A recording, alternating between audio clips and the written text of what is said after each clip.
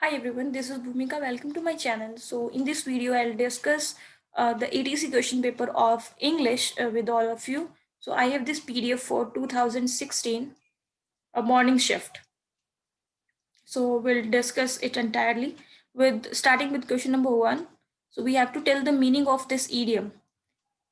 So it's no secret that he got elected by pleasing to the gallery.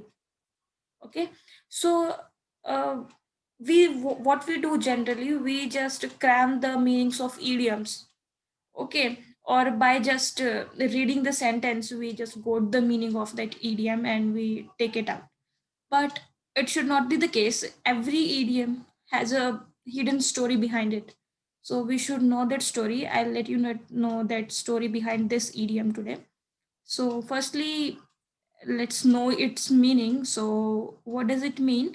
It means appealing to popular taste.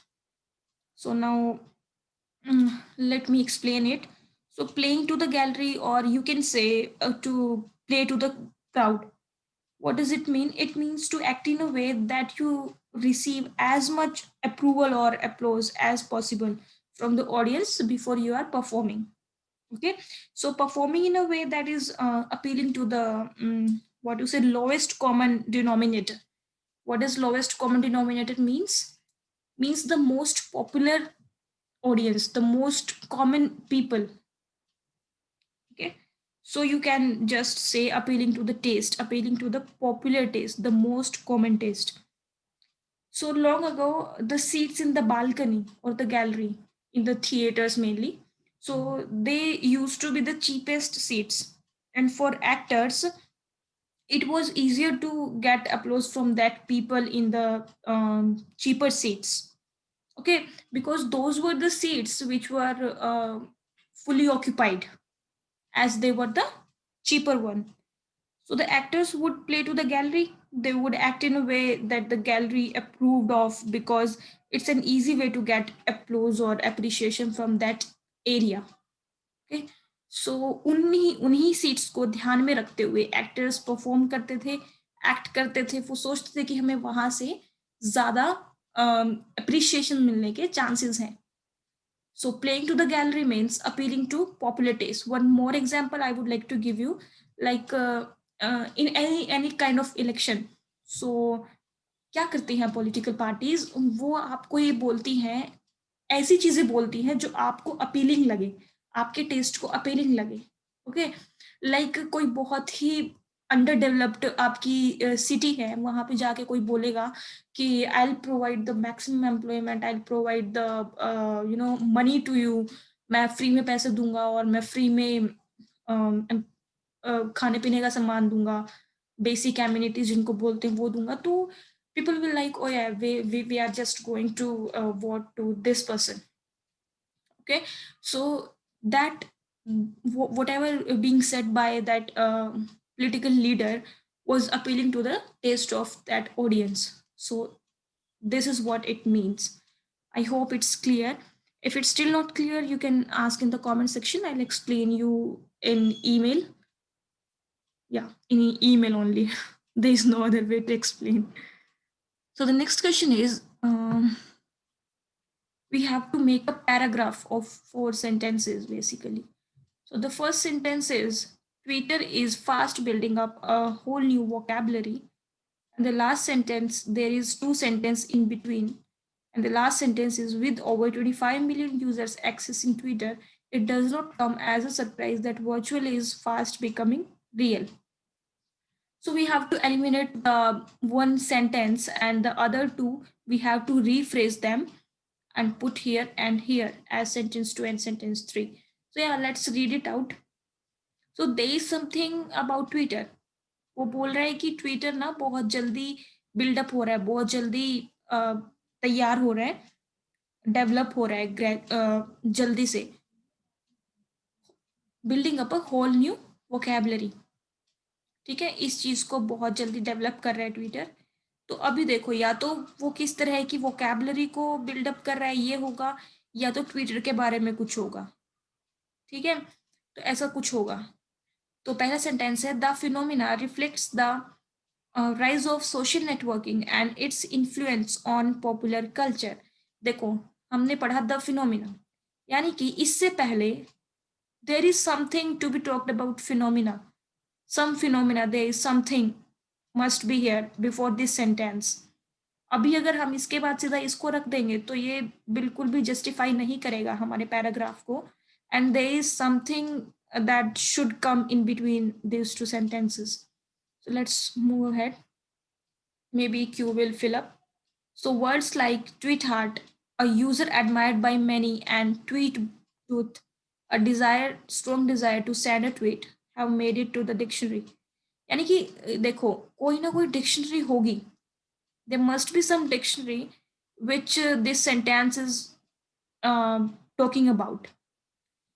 So yeah, there must be some phenomena, and before this sentence there must be some dictionary which is talking about, so which is being talked about, sorry. So let's come to the next sentence, maybe it will fill up the gap.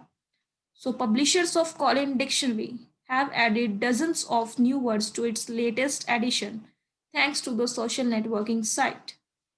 देखो, ये जो sentence है ना, इसमें dictionary भी आ रही है, इसमें फिनोमिना भी आ रहा है, ठीक है। तो अभी देखो, अभी अगर हमें ये तो पता है कि इन दोनों में से कोई पहले नहीं आएगा, तो यहाँ पे हमारा सेंटेंस टू में आना चाहिए आर, क्योंकि इसमें किसी एक डिक्शनरी की बात की गई है और एक फिनोमिना की भी बात की गई, इसमें बोला गया thanks to the social networking site, ठीक है। तो अभी यहाँ पे हमारा, इसके बाद हमें पता है कि कुछ ना कुछ तो इस फिनोमिना के बारे में होगा जो अभी इसमें बता रखा है, ठीक है। अगर देखो, अगर ये वाला, अब मैंने यहाँ पे आर रख दिया, मेरा आर फाइनल हो गया, अब आर को आप हटा दीजिए, अब या तो ये आएगा या तो ये आएगा। अगर हम ये रखेंगे ना, तो इससे हमारा जो एंड अप सेंटेंस है वो जस्टिफाई नहीं हो पा रहा है, क्योंकि यहाँ पे फिर कुछ वर्ड से रिलेटेड ही होना चाहिए था, तो इसका मतलब पी आएगा यहाँ पे, क्यू नहीं आएगा, और क्यू ना इसके सेंटेंस फोर के बाद आएगा, आएगा गलत नहीं है वो, पर बाद में आएगा। सो this is how we should do this rephrasing. So I hope it's clear to you. Moving on to the next question. तो हमें फ्रेजल वर्ब लिखना है। ये वाला क्वेश्चन पेपर ना, आप ये मत समझना कि वो कुछ समझ ही नहीं आ रहा है, थोड़ा सा मुश्किल है, मतलब हमने जो पहले ना बहुत आसान आसान कर लिए 2018 वाले। So yeah, comparatively this question paper is tough, I should say tougher. So आप घबराओ मत, हो जाएगा, करने बैठोगे ना जब आपको लगेगा कि हाँ हाँ इजी है ये भी। So next question is, parents often worry about their teenage children dash a huge phone bill. तो यानी कि वो बहुत जो बड़ा फोन बिल उनका आ रहा है ना, बड़े से मतलब ये नहीं कि बहुत लंबा टाइप, मतलब कि ज्यादा अमाउंट में, तो उससे बहुत वरिड हैं वो, चिंता में हैं। So let's see what does these phrasal verb mean. So the first one is building up. Building up क्या होता है, ऊपर भी बताया था मैंने आप लोगों को, it means to develop, to develop, I should say gradually, okay. Now making up, और हाँ, जो ये बिल्डिंग अप है, ये हमारा बिल्डअप जो होता है, ये मेनली जो यूज होता है ना, वो हमारी हेल्थ के लिए, बिल्स के लिए यूज नहीं होता है, हेल्थ के लिए, स्ट्रेंथ, एस्टीम और सेल्फ एस्टीम और रेपुटेशन, ठीक है, इन सब चीजों के लिए यूज होता है। The next is making up. So what does it mean, it mean to create और to create or think up, um, uh, think up by use of imagination, imagination, ठीक है। जैसे कहते सुना है ना, will make it up, I will make it up by myself, ऐसे make it up, make it up. तो ये वही होता है कि कुछ ना कुछ सोच के हो जाएगा, कुछ सोच लेंगे, सोचेंगे इस बारे में, ठीक है। सो एंडिंग अप, एंडिंग अप का मतलब होता है टू रीच और come to a situation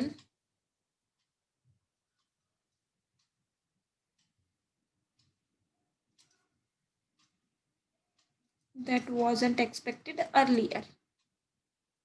ठीक है, ऐसी जगह पे जाके किसी चीज का खत्म हो जाना या ऐसे पॉइंट पे पहुंच जाना किसी भी इंसान का जो एक्सपेक्टेड नहीं था। ठीक है, सो अब बचता है हमारा रनिंग अप। देखो सबसे पहली बात तो जो रन अप होता है ना, रन अप वो हम हमेशा डेब्ट के लिए या फिर किसी लॉस के लिए यूज करते हैं। ठीक है, तो और इसका मतलब क्या होता है, to make something, to make something very quickly. Okay, और may be to allow a डेब्ट or to accumulate. Okay, so this will be the correct answer. We use this run up for debt loss or bills. So yeah, people often worry about their teenage children running up a huge phone bill. Okay, so the next question is superficial. Superficial हमें क्या बताना है, synonym बताना है इसका। ठीक है, क्या होता है सुपरफिशियल, आपने सुना होगा। जस्ट अ मिनट, हाँ, सुपरफिशियल आपने सुना होगा ये, सुपरफिशियल वोंड। ठीक है, क्या मतलब होता है इसका, कि बहुत गहरा घाव है। नहीं, it means it is very trivial, it is very small.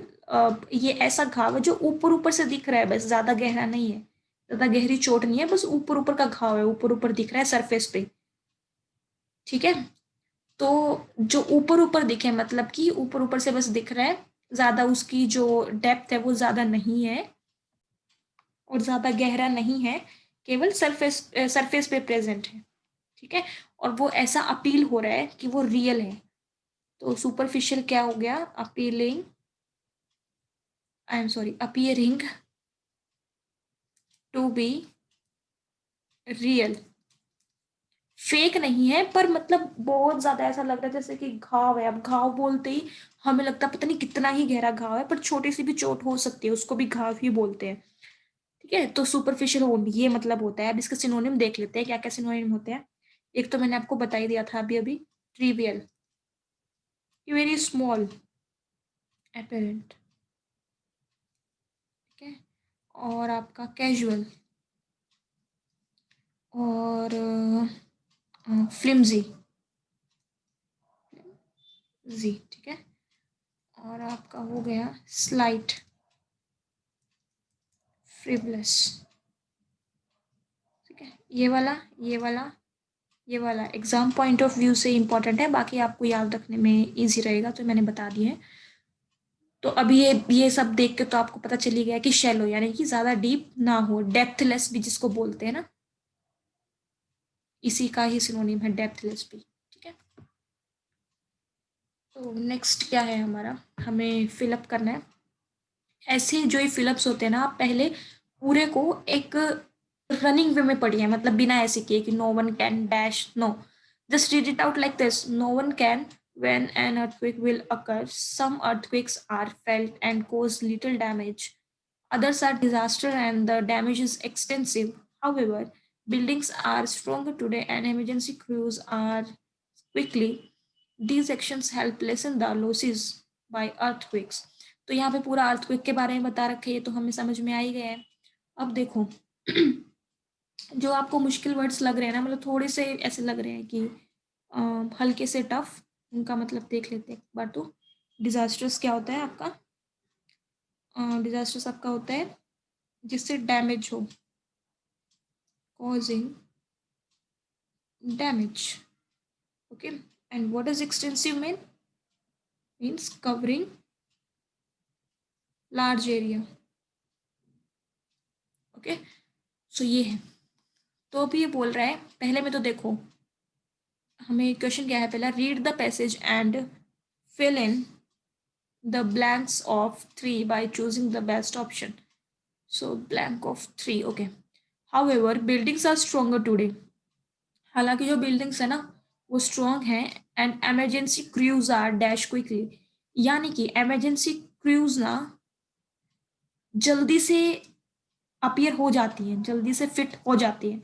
तो देखो इनके मीनिंग देखते हैं अब क्या क्या होते हैं। सबसे पहला है ब्रॉट अप। क्या मतलब होता है इसका? ऐसे नहीं करते, ऐसे नहीं बोलते I was brought up in England, I was brought up in India. तो उसका मतलब क्या होता है कि नरिश्ड, ठीक है, एजुकेटेड, टॉट। तो ये सब मतलब होता है। ये तो नहीं आएगा यहाँ पे, दिख रहा है साफ साफ। सेटअप का मतलब क्या होता है? To assemble or arrange. Okay, next is drawn up. Drawn up का मतलब होता है कि to make a plan and put in place. This is our answer and what does it mean? To fit, prepare, install, appear, everything. ठीक है, तो वो है कि इमरजेंसी क्रूज फटाफट लग जाती है काम में, ऐसे करके। ठीक है, तो इसलिए हमारा ये आएगा। The next is rearrange for fill up second. Second is here. So some earthquakes are dash felt and cause little damage. Dash felt and cause little damage. ठीक है, तो देखो ये ऐसा बोल रहा है कि कुछ जो अर्थक्वेक होते हैं ना वो तो बिल्कुल ना के बराबर ही महसूस होते हैं और वो कम ही डैमेज करते हैं, ज्यादा नहीं करते। ना के बराबर है तो मतलब ये तो नहीं होगा, स्ट्रांगली तो होता तो लिटिल डैमेज वो करता ही नहीं। ठीक है, और इजीली फेल्ट हो जाता मतलब कि वो ज्यादा स्ट्रांग है। ठीक है, और ज्यादा स्केल का है अर्थक्वेक तो फिर तो लिटिल डैमेज करेगा ही नहीं। अब आ गया तो बेरली, या आएगा हार्डली। अब इन दोनों का ना बहुत ही क्लोज मीनिंग है, मतलब बहुत ही। और मेरे हिसाब से तो आंसर की में ना इसके बोनस मार्क्स मिलने चाहिए थे, बट अब नहीं मिले तो चलो ठीक है, एक इन्होंने बता रखा है। तो बेरली का मतलब क्या होता है ना, बेरली का मतलब होता है ऑलमोस्ट नॉट ट्रू, लेकिन वो बात सच हो। ठीक है, बिल्कुल ही एकदम ना के बराबर, बिल्कुल फॉल्स है, कोई फॉल्स स्टेटमेंट है बट दैट इज ट्रू। ठीक है, और इसका मतलब क्या है हार्डली का मतलब? हार्डली का मतलब है कि वो चीज ट्रू है। ओहो, क्या हो गया, एक मिनट।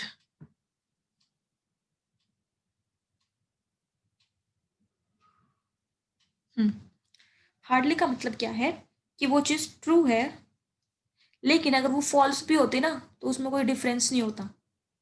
ये मतलब है बस। ठीक है, तो इसमें इन्होंने आंसर दे रखा है बेयरली, जो कि हाँ अगर दोनों में से देखें तो ज्यादा सही यही बैठता है। ठीक है, कि वो चीज ट्रू है लेकिन वो और मतलब ऑलमोस्ट नो ट्रू, एकदम ना के बराबर, नेग्लिजिबल। नेक्स्ट इज हमें फिलअप करना है फर्स्ट का। No one can dash when an earthquake will occur. Think और प्लान तो होता नहीं है, कोई प्लानिंग थोड़ी ना होती है अर्थक्वेक की। वो क्या ही सोचेंगे बैठ के, तो या तो प्रिडिक्ट होगा या तो फोरकास्ट होगा। और फोरकास्ट यहाँ पे ज्यादा सुटेबल है, क्यों? क्योंकि देखो जब भी हमारी कोई बारिश होती है, सूरज निकलता है, तो नेचुरल जो चीजें हैं उनकी फोरकास्टिंग ही होती है, वेदर फोरकास्टिंग। तो यही बोल रहे हैं कि no one can forecast when an earthquake will occur. Next करना है हमें फोर्थ के लिए। These actions help lessen the losses by earthquake. Lessen मतलब कम करना। ऐसे एक्शन जो है ना वो अर्थक्वेक से जो लॉस होते हैं उनको कम करते हैं। अब देखो मैं आपको कंफ्यूजिंग वर्ड बताती हूँ यहाँ पे। इससे रिलेटेड एक होता है आपका लूज, एक होता है LOSE, लॉस। एक होता है लॉस। लूज का मतलब होता है ढीला, नॉट टाइट। कपड़ा, कपड़े होते हैं लूज आपके, ठीक है, लूज लूज ऐसे कि ढीला है वो। लॉस, ये आपका क्या होता है? ये होता है आपका खोना किसी को। ठीक है, ऐसे बोलते हैं we lost him, we lost this, किसी चीज को खोना, दैट इज लूज। तो लूज, लॉस, लॉस्ट, वो वाला लूज है ये किसी को खोना। I do not want to lose you, I do not want to lose this project, so this is what that lose mean. And loss ये होता है आपका घाटा, हानि। ये वो वाला लॉस है, लॉस प्रॉफिट वाला लॉस, प्रॉफिट वाला, प्रॉफिट का ऑपोजिट, एंटोनिम। ठीक है, तो यहाँ पे क्या आएगा? these actions have help lessen the losses. अब यहाँ पे या तो आएगा that are caused या फिर आएगा caused, ठीक है, जो होते हैं अर्थक्वेक से, दोनों का मतलब यही है, तो हमारे पास एक ही ऑप्शन में है। द नेक्स्ट, ओ एक मेरे दिमाग में भी बात आई सुपरफिशियल से रिलेटेड, कहाँ गया सुपरफिशियल, ये रहा।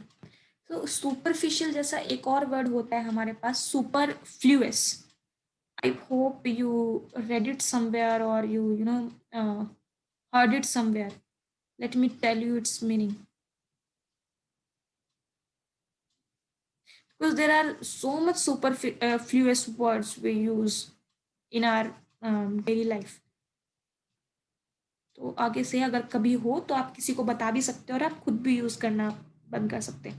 तो क्या होता है सुपरफ्लुअस का मतलब, सुपरफ्लुअस मतलब कि अननेसेसरी, नॉट रिक्वायर्ड, ठीक है, अननेसेसरी नॉट रिक्वायर्ड, जिसकी जरूरत ना हो, फालतू में जिसको यूज कर रखा हो। तो कौन कौन से होते हैं वर्ड, एक तो हम ना बहुत यूज करते हैं टोल टैक्स। टोल का मतलब ही ये होता है कि टैक्स देना भाई, तो टोल टैक्स बहुत ही सुपरफ्लुअस है टैक्स को यूज करना, we should use toll only, ठीक है। Now we use return back, ठीक है, like when you return back from Mumbai, do this or do that, तो रिटर्न का मतलब भी वापस आना है, इसके इसमें हिडन है back already, we should not use this back here, ठीक है।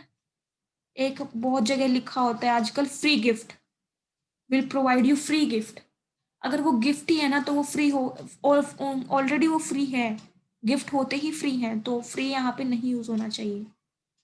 और एक और the most common one, may be possible, may be possibility को ही दर्शाता है, it shows up the possibility only, may be, might be, ये पॉसिबिलिटी को ही बता रहे हैं कि ये बहुत कम पॉसिबल है, ये बहुत कम से थोड़ा सा ज्यादा पॉसिबल है, ठीक है। तो possible we should not use this, ये होता है सुपरफ्लुअस।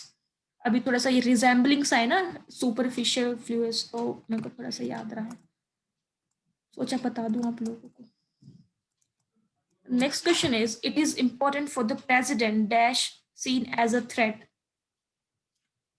तो इसमें क्या आएगा, देखो, टू नॉट बी, पहली बात तो ना यहाँ पे कुछ, अगर यहाँ पे सीन है, ठीक है,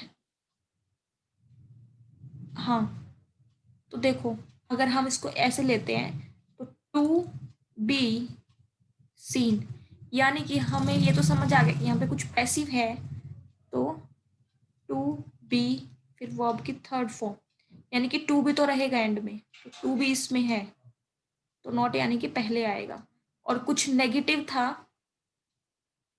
हाँ, और कुछ नेगेटिव था, तो नॉट इन्होंने पहले ले रखा है, तो नॉट टू बी सीन, ठीक है। टू नॉट बी, ये तो गलत हो जाता है, क्योंकि इसकी जो फ्रेजल होती है ना, फ्रेजिंग जो होती है वो नॉट टू बी ही होता है, not to do this, not to, ठीक है, ऐसे यूज करते हैं, नॉट टू के बाद फिर कुछ भी आ सकता है।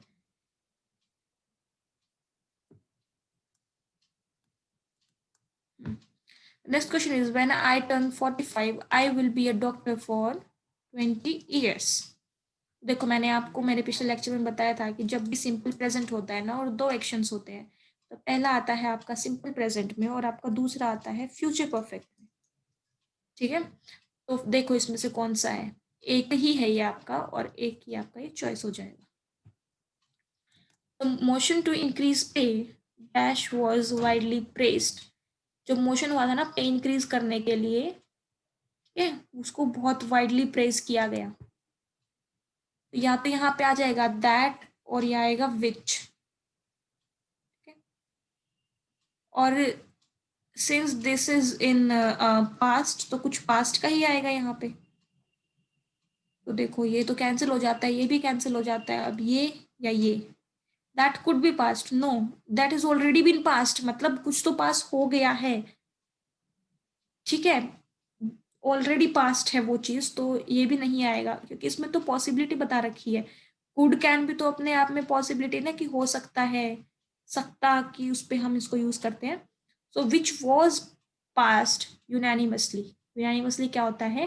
कंसेंट से, सबकी सबकी आपसी एग्रीमेंट से, सहमति से, यूनानिमसली। ठीक है, तो ये आएगा आपका विच वॉज पास्ट यूनानिमसली, कि वो हो चुका था, वो हुआ था पास। ठीक है, so that's how we do. चलो मैं आपको ना अब एक वो बता देती हूँ, रूट वर्ड। ठीक है, इसको देख के मुझे लगा सेम सेम को देख के। एक होता है आपका कहाँ लिख, यही लिख देती हूँ। एक होता है आपका क्रेसी, और इसी का ही भाई होता है आपका आर्की। ठीक है, एज अ सफिक्स इसको हम यूज करते हैं। तो जैसे कि कैसे बताऊं मैं आपको, आपने पढ़ा होगा ये मोनार्की, मोनार्की या फिर मोनोक्रेसी। तो दोनों का ही क्या मतलब होता है? मोनो का मतलब वन, आर्की का मतलब, हाँ सॉरी मैं इसका आपको रूट वर्ड का मतलब तो बताना भूल ही गई। तो क्रेसी और आर्की होता है टॉक अबाउट गवर्नमेंट और रूल। ठीक है, गवर्नमेंट और रूल। सो मोनार्की यानी कि एक एक सिंगल बंदे से करना। So rule by one king और क्वीन। ठीक है, तो ऐसे ही हम करते हैं। अब जैसे आपने पढ़ा होगा ऑटोक्रेसी या ओटार्की, ओटार्की नहीं ओटार्की।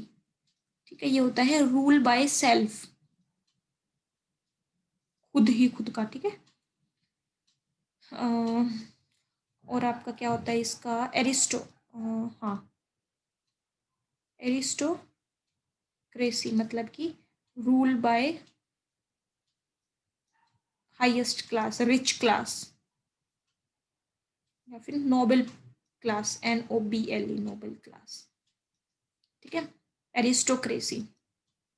प्लूटोक्रेसी, मैं क्रेसी में लिख रही हूँ, समझ जाना। प्लूटोक्रेसी इसका मतलब क्या होता है? बाय रिचेस्ट, सॉरी ये aristocracy is not by richest, is by highest class, जो नोबल पीपल जो होते हैं ना उनके द्वारा, ये होता है रिचेस्ट वाला प्लूटोक्रेसी। उसके बाद आपका होता है ब्यूरोक्रेसी। ब्यूरोक्रेट्स बोलते हैं ना, मतलब ऑफिशियल्स, जो ये IAS वगैरह होते हैं इनको ब्यूरोक्रेट्स बोलते हैं। तो रूल बाय ऑफिशियल्स, काश ऐसा होता, rule by officials. Democracy, rule by people. ठीक है, बहुत सारे हैं। थियोक्रेसी, जितने याद आ रहे हैं मैं उतने बताते जा रही हूँ आपको। थियो क्या होता है? Priest, rule by priest. ठीक है, और आपका था पेट्रियार्की और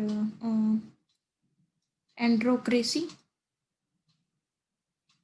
ठीक है, और इनका एक और होता है फेलो, फेलोक्रेसी।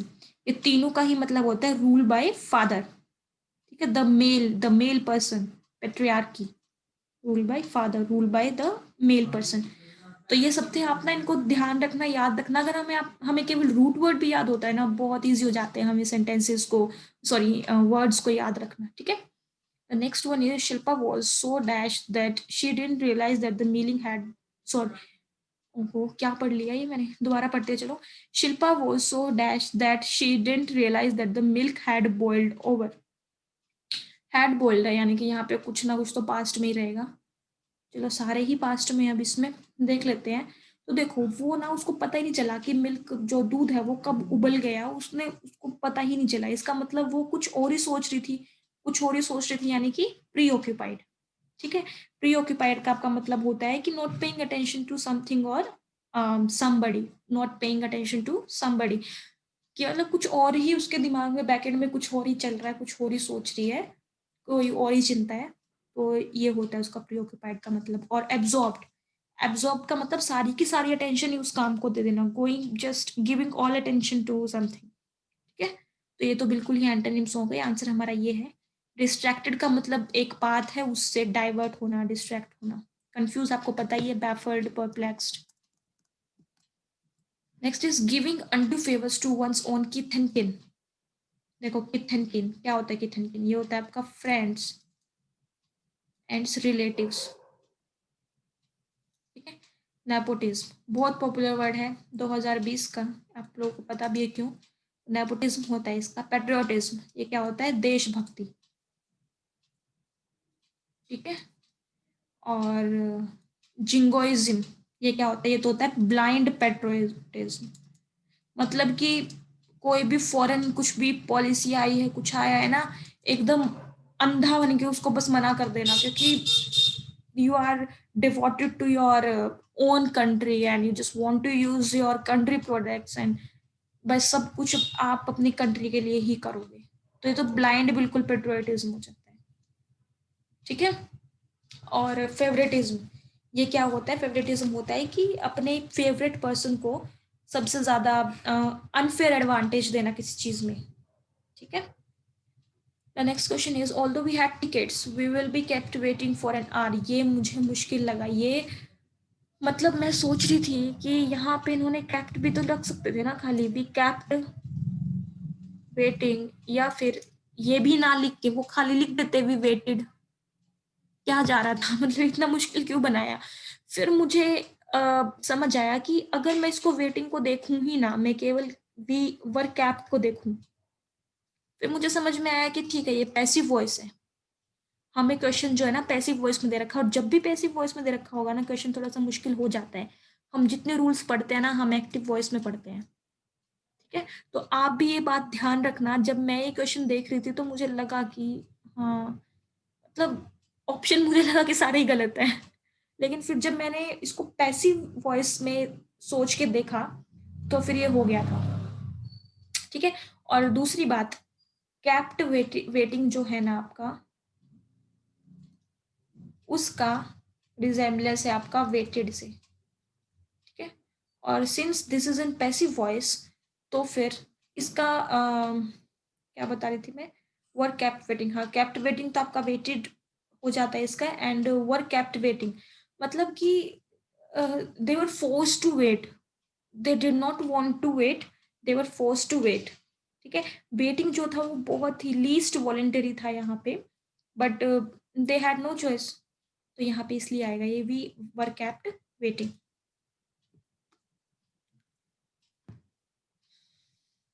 इसको ऐसे भी समझ सकते हो आप लोग, जैसे कि कैप्ट वेटिंग तो मैंने अभी बताया कि आपका होता ही एज अ वेटेड है, और इसको पैसिव में लाने के लिए वर्ब प्लस वर्ब की third form. Next question is Anita, what about our plans for the weekend? Mehta, everything set but if Anna comes to know about it. वो कह रहा है कि सब कुछ बढ़िया है। वो कह रही है कि अपने वीकेंड के क्या जो प्लान थे उनका क्या रहा, कह रहा है कि सब कुछ सही है, लेकिन अगर अन्ना को पता चला तो प्रॉब्लम हो सकती है। सकती है, there is a possibility, so could be. ठीक है। The next is the team of intrepid explorers made their way across the frozen Arctic. क्या बताना है इसमें?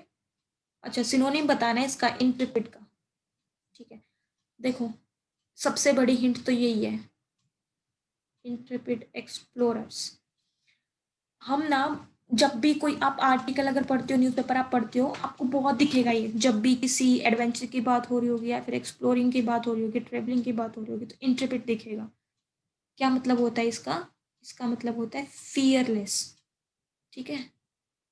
डोंटलेस, अनडोंटेड भी आप बोल सकते हो इसको, एडवेंचरस। ठीक है। ये सारे मतलब होते हैं इसके। ठीक है। तो ये देखो, क्यूरियस तो जिज्ञासु होता है, जिज्ञासु तो नहीं होएगा इसमें। इंट्रेपिड का मतलब ये सब होता है। फियरफुल तो इसका बिल्कुल एंटोनिम है। Brave is answer. स्ट्रॉन्ग इससे कुछ नहीं मेल खाता है। ये वाला अभी ना आप इसका स्क्रीनशॉट ले लो, आप इसको खुद करना, बहुत इजी है, बहुत इजी। देखो मैं आपको थोड़ा सा बता देती हूँ क्या है। एक बंदा है, हाँ, वो अरेस्ट हुआ है, मैजिक पेंसिल बना रहा था वो, फिर बीच में उसने कुछ हुआ, और बाद में वो बता रहा है कि जो कंप्यूटर है ना, वो रॉन्ग आंसर्स को भी करेक्ट मार्क कर देता है। ठीक है, इसका मतलब बीच में पेंसिल की विशेषता होगी, पेंसिल क्या करती है वो सब होगा, कैसे वो काम करती है वो सब होगा। ठीक है, तो आप मुझे अब देखो, मैंने इतनी हिंट दे दी, आप इसका स्क्रीनशॉट लो फटाफट और करके देखो। प्लीज आंसर मत देखना यार, be loyal to yourself. ठीक है, तो ये करके देखना, और अगर ना हो तो बताना, मैं नेक्स्ट लेक्चर में पक्का पक्का एक्सप्लेन कर दूंगी, पर अभी खुद करके देखो ये। चलो, नेक्स्ट क्वेश्चन इज, देखो अगर आप यही ऑप्शंस देखो ना, क्वेश्चंस को ना भी पढ़ो तो भी हो जाएगा। हम गलती कहाँ करते हैं, यहाँ करते हैं, ये तो हम एलिमिनेट कर देंगे कि होता नहीं है, हमें पता है यूजेस का, ये तो होता ही नहीं है कभी। हम गलती यहाँ कर सकते हैं on the behalf of, because we frequently use this. On the behalf of, on the behalf, हमारी जो स्पोकन इंग्लिश है वो थोड़ी सी रहती है गड़बड़, but the correct answer is this, on behalf of. तो ये ना भी देखो तो भी इसको करेक्ट कर देना। ठीक है, यूजेस है, याद रहनी चाहिए ऐसी बातें कि उनके बिहाफ पे। ठीक है, मैं बोल रहा हूँ सबका लेके, सबके कंसेंट से बोल रहा हूँ ऐसे करके। So dash means to study persistent in one's course of action. हमने पहली क्लास में पढ़ लिया था, पीछे जो क्लास थी, कि ये क्या हो।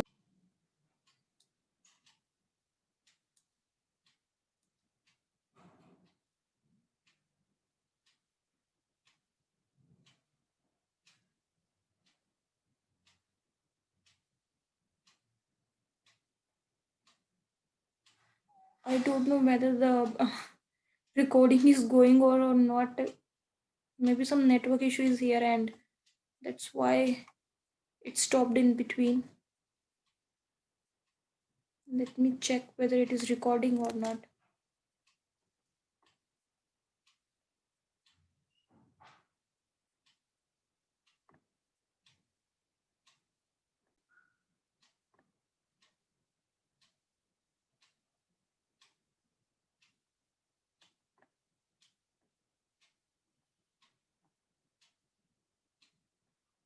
या ओके, सो ये मैंने बताया था आपको पिछले लेक्चर में।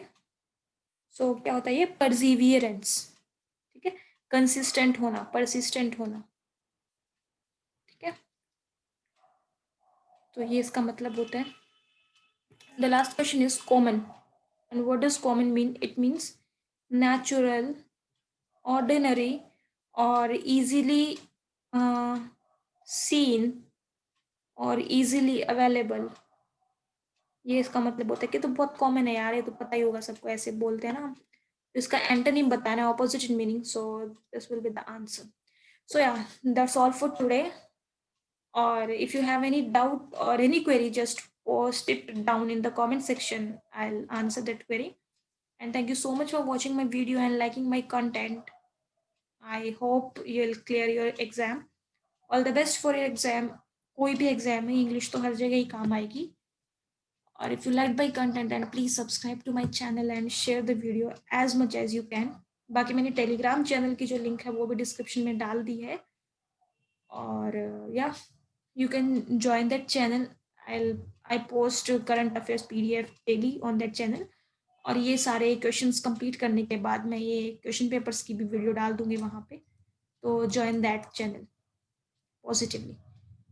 So yeah, bye. Thank you, and take care of yourself and your family. Thank you so much for watching this. Bye.